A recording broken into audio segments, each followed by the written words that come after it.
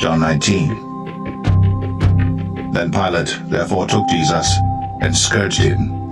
And the soldiers plaited a crown of thorns and put it on his head. And they put on him a purple robe, and said, Hail, King of the Jews! And they smote him with their hands.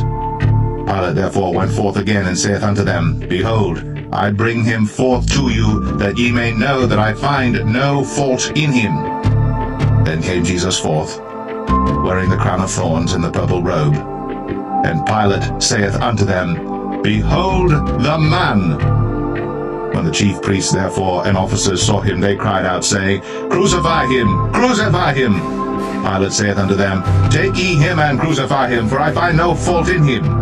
The Jews answered him, We have a law, and by our law he ought to die, because he made himself the Son of God.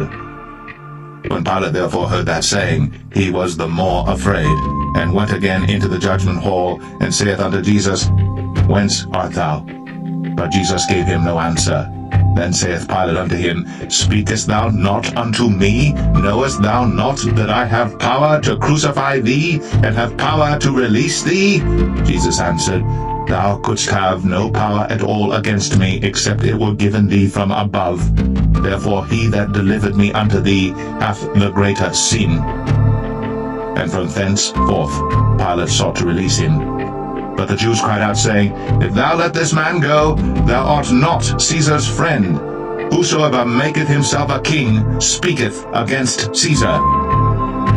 When Pilate therefore heard that saying, he brought Jesus forth, and sat down in the judgment seat in a place that is called the Pavement, but in the Hebrew, Gabbatha. And it was the preparation of the Passover, and about the 6th hour. And he saith unto the Jews, Behold your king! But they cried out, Away with him! Away with him! Crucify him! Pilate saith unto them, Shall I crucify your king? The chief priests answered, We have no king but Caesar. Then delivered he him therefore unto them to be crucified. And they took Jesus, and led him away. And he, bearing his cross, went forth into a place called the Place of a Skull, which is called in the Hebrew Golgotha, where they crucified him, and two other with him, on either side one, and Jesus in the midst. And Pilate wrote a title, and put it on the cross, and the writing was, Jesus of Nazareth, the King of the Jews. This title then read many of the Jews, for the place where Jesus was crucified was nigh to the city, and it was written in Hebrew, and Greek, and Latin. Then said the chief priests of the Jews to Pilate, Write not the King of the Jews, but that he said, I am the King of the Jews. Pilate answered, What I have written, I have written. Then the soldiers, when they had crucified Jesus, took his garments, and made 4 parts, to every soldier a part, and also his coat. Now the coat was without seam, woven from the top throughout. They said therefore among themselves, Let us not rend it, but cast lots for it, whose it shall be. That the scripture might be fulfilled, which saith, They parted my raiment among them, and for my vestures they did cast lots. These things therefore the soldiers did. Now there stood by the cross of Jesus his mother, and his mother's sister, Mary the wife of Cleophas, and Mary Magdalene. When Jesus therefore saw his mother, and the disciple standing by, whom he loved, he saith unto his mother, Woman, behold thy son. Then saith he to the disciple, Behold thy mother. And from that hour that disciple took her unto his own home. After this, Jesus, knowing that all things were now accomplished, that the scripture might be fulfilled, saith, I thirst.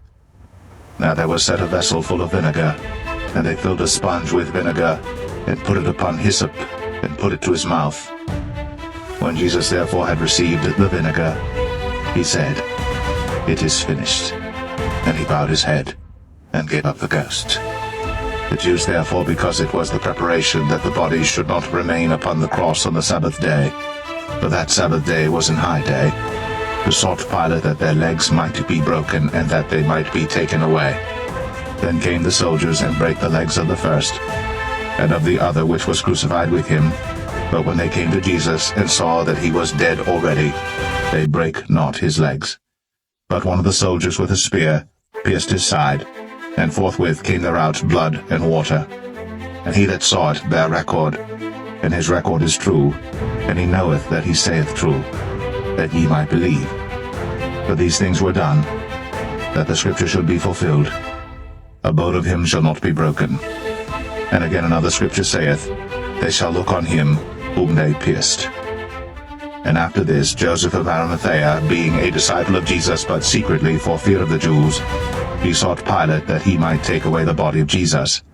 And Pilate gave him leave. He came therefore and took the body of Jesus.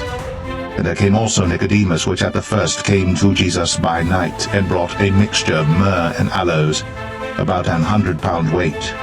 Then took they the body of Jesus, and wound it in linen clothes with the spices, as the manner of the Jews is to bury.